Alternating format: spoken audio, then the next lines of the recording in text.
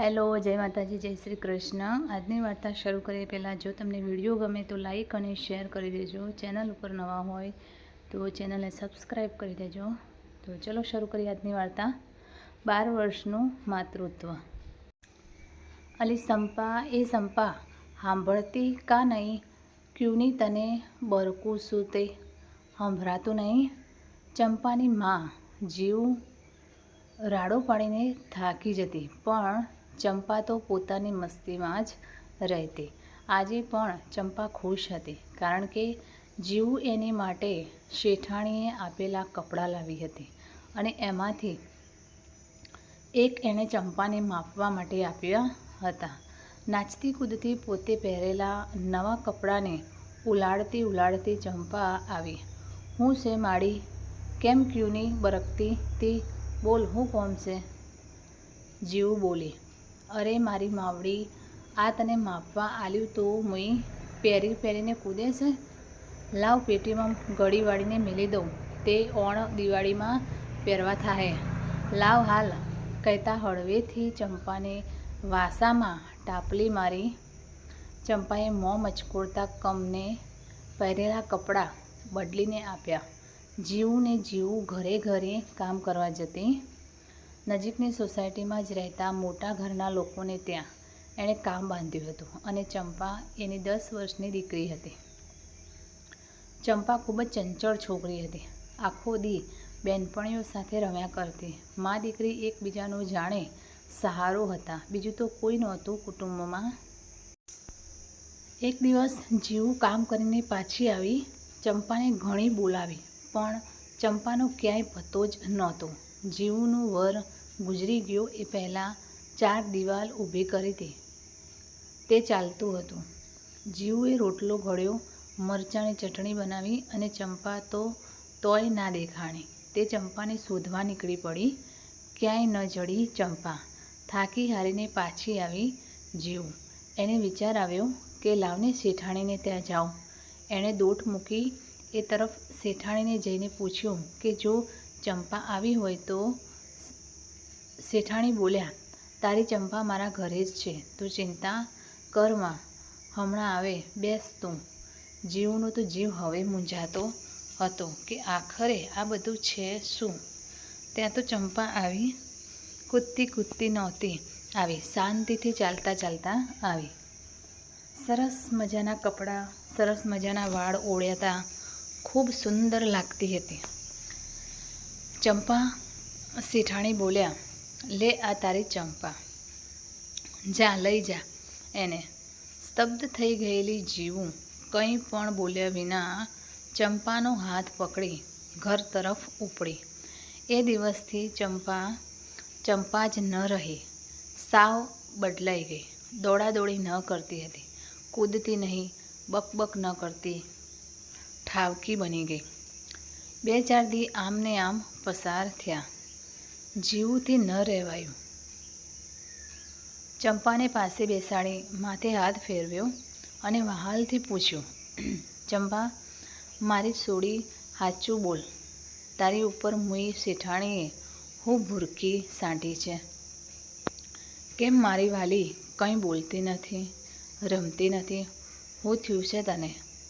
ચંપા બોલી, માડી, મને કંઈ નહીં થયું, તું ચિંત્યા કરમાં।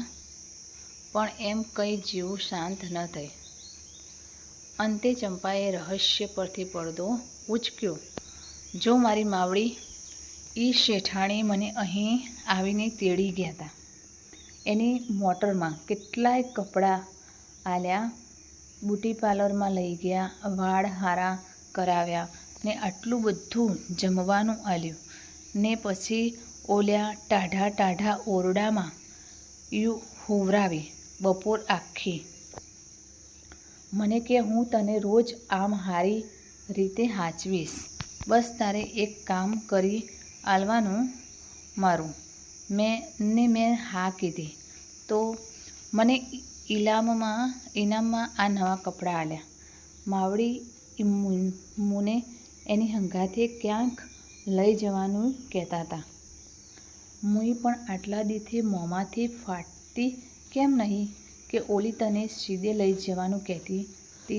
જીવું તો હવે ગુસ્સેથી લાલ ઘૂમ થતી હતી, પણ ખબર નહીં કેમ ચંપા ખૂબ શાંત હતી.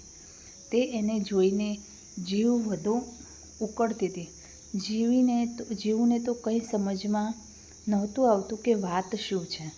કાલ સવાર પડતાં શેઠાણી હારે વાત, એવું નક્કી કરી સવાર પડવાની રાહ જોતી પડખા ઘસવા લાગી. પોર ફાટ્યો. આ તરફ જીવુને પણ મગજ ફાટ થતો હતો. ઉપડી શેઠાણીને ત્યાં અને જઈને જ બળાટી બોલાવી દીધી કે આખરે બધું છે શું. શેઠાણીએ જીવુને શાંત પાડી પાણી પાવીને બેસવા માટે કહ્યું.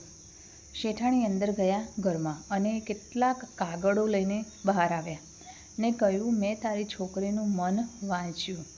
મેં એને સમજાવી કે તું ભણીશ તો તારી માને આમ કામ કરવા નહીં જવું પડે.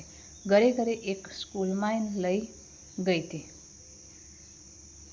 એ લોકો તારી દીકરીને એડમિશન આપવા તૈયાર છે. પછી જીવું આગળ ખોળો પાથરી બોલ્યા.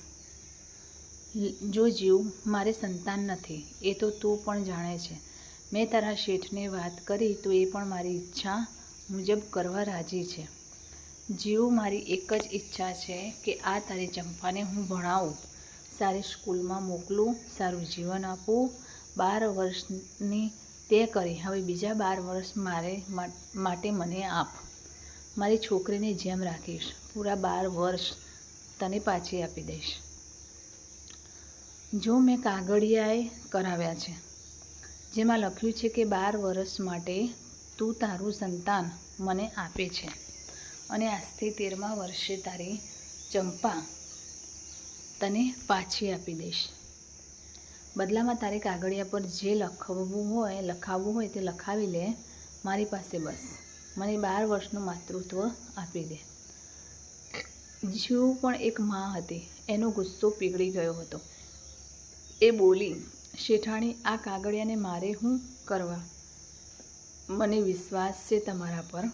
આજથી મારી સોડી તમારી સોડી. અને શેઠાણીએ આપેલા કાગળ પર જીવુએ અંગૂઠો મારી દીધો, જેથી ચંપાએ ક્યારેય અંગૂઠો ન મારવો પડે. તો મિત્રો, આ કહાની તમને કેવી લાગી તે કોમેન્ટ કરીને જરૂર જણાવશો. અને વિડીયો પસંદ આવ્યો હોય તો લાઈક અને શેર કરજો, તથા ચેનલ પર નવા હોય તો ચેનલને સબસ્ક્રાઈબ જરૂરથી કરજો. ફરી મળીશું એક નવા વિડીયો સાથે, નવી વાર્તા સાથે. ત્યાં સુધી નમસ્તે, જય માતાજી, જય શ્રી કૃષ્ણ, હર હર મહાદેવ. Thanks for watching.